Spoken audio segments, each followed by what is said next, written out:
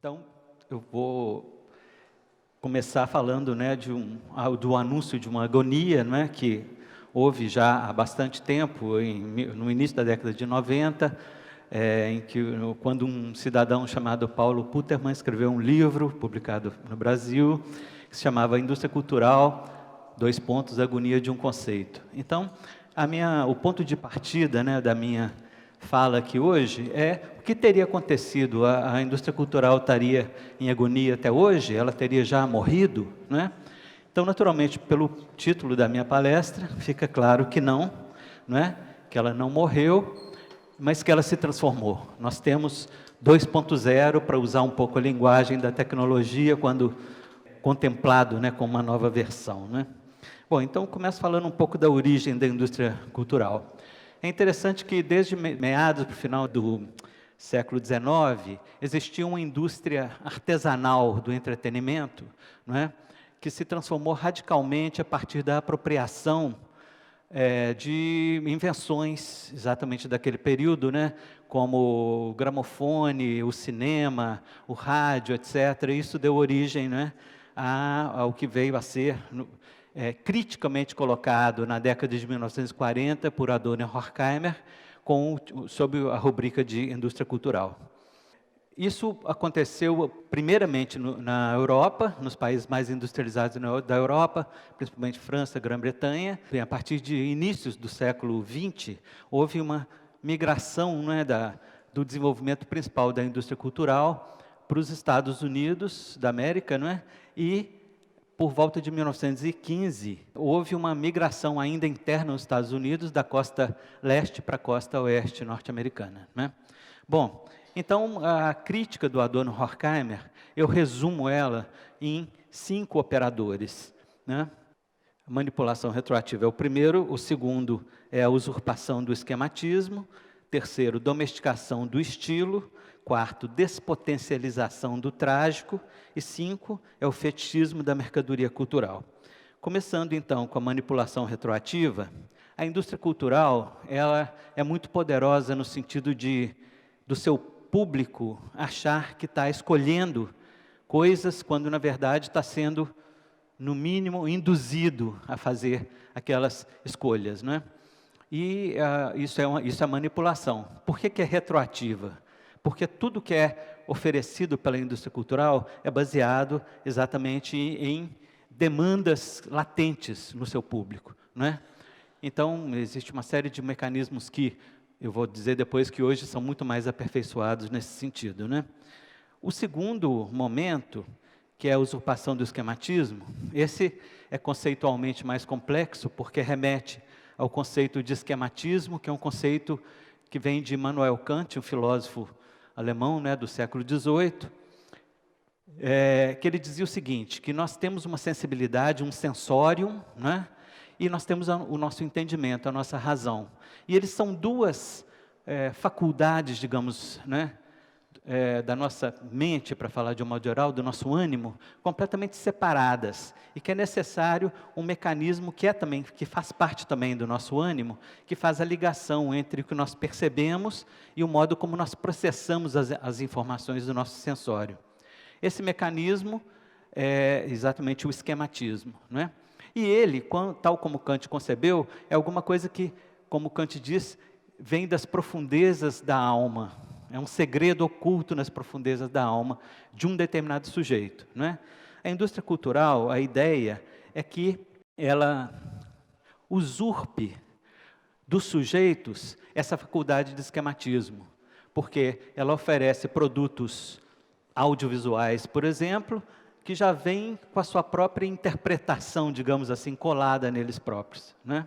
A domesticação do estilo, né? O estilo é um conceito que na estética existe, para falar a verdade, desde a antiguidade, mas é um conceito que ganhou relevo na estética a partir do século XVIII, XIX, e ele sempre queria dizer o seguinte, que os grandes artistas, os grandes criadores da chamada grande arte burguesa, etc., eles estavam subordinados a determinadas formas para suas criações, mas eles tinham liberdade para, dentro daquilo, continuarem criando e propondo coisas novas, etc.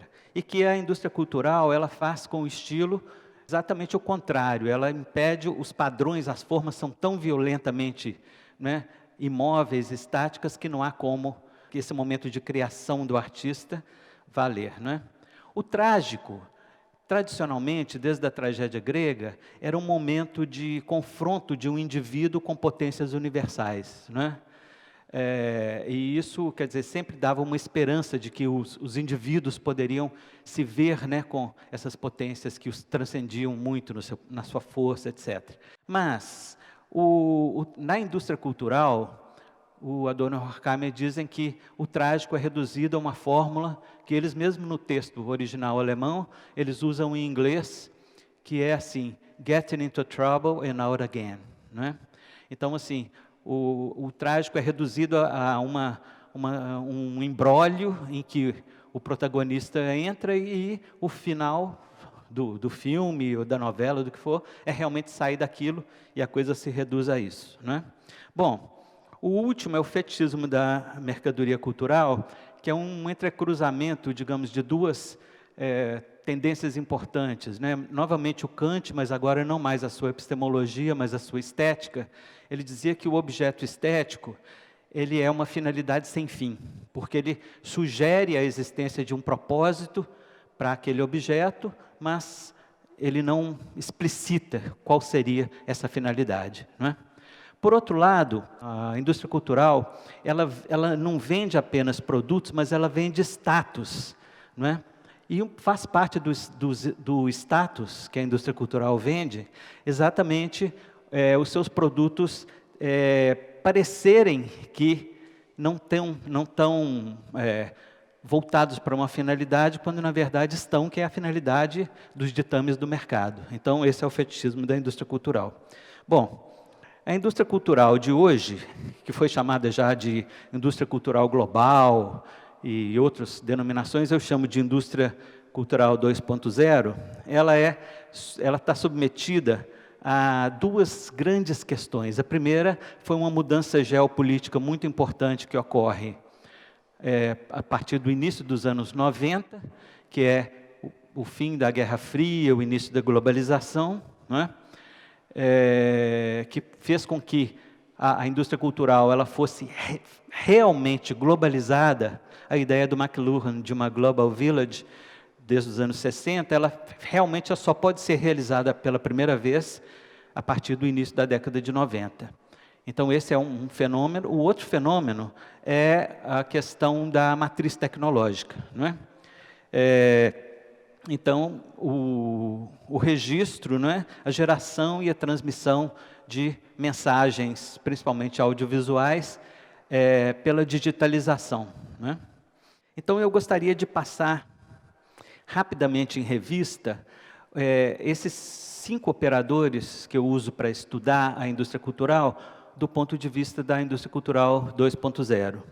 A manipulação retroativa, como eu sugeri, ela dependia muito de realização de pesquisas de opinião para saber quais eram as necessidades latentes do público e oferecer produtos que atendessem essa demanda, dando uma formulação que fosse mais interessante, não para o próprio público, mas para os centros de poder, né, econômico, político, etc., né? A flexibilidade dos meios digitais hoje, ela possibilita exatamente uma sofisticação muito maior nessa pesquisa sobre as demandas latentes, né? A usurpação do esquematismo, ela dependeu muito, para se consolidar, do realismo dos meios tecnológicos, né?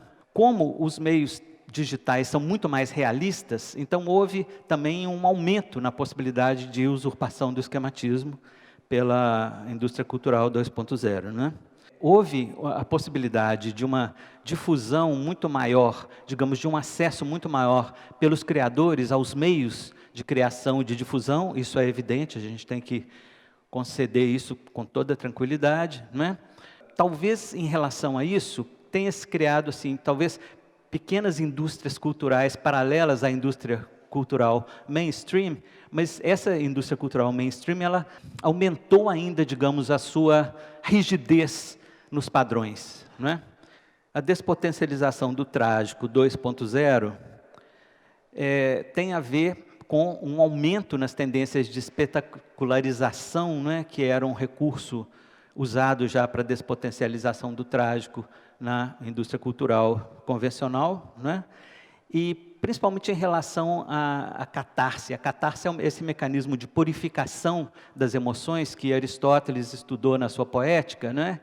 E que o Adorno e Horkheimer chegaram à conclusão que era algo típico dessa despotencialização do trágico, né? Então, hoje, a indústria cultural 2.0, ela continua e também aperfeiçoou exatamente esses mecanismos de catárticos, né, nas massas e tal, e principalmente falando da indústria cultural 2.0 ligada à grande indústria realmente, né?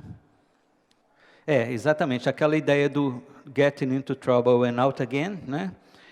Pode agora ganhar contornos, né, antes impensados, tendo em vista os efeitos mais realistas, né, do que nunca que os meios digitais proporcionam, né? A indústria cultural convencional, ela dependia muito da escala dos produtos. Prensar discos de vinil era muito caro e só valia a pena prensar milhares de discos, etc.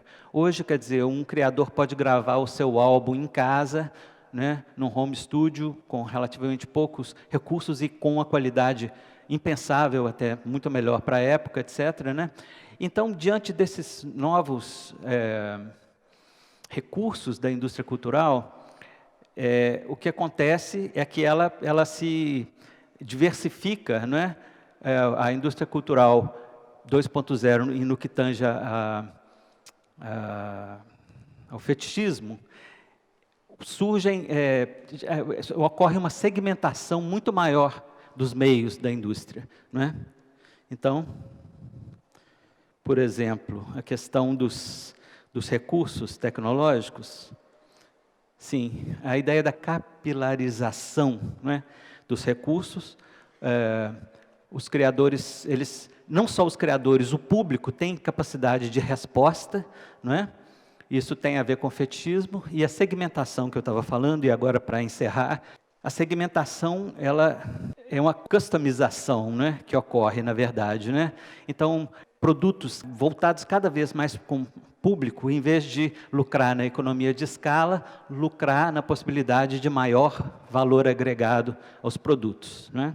Termino, né, a minha exposição perguntando, né, porque eu estudo esse assunto da indústria cultural global, 2.0, há mais de 10 anos, 15 anos talvez, e eu próprio sempre tenho que rever meus pontos de vista exatamente pelo desenvolvimento tecnológico, que tornam, às vezes, quase obsoletas afirmações que eu fiz 1 ano, 2, 3 anos atrás, não é?